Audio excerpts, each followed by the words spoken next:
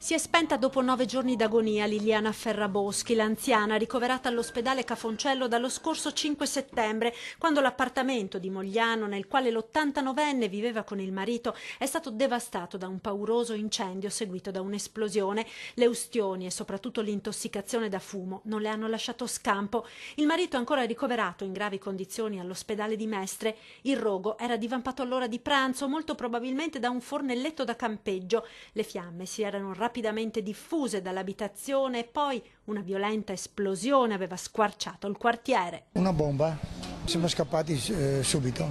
Alla botta ho sentito una bomba e tutti i vetri nel terrazzo che sono scappata via con la porta aperta. Sono distrutta, tanto fumo.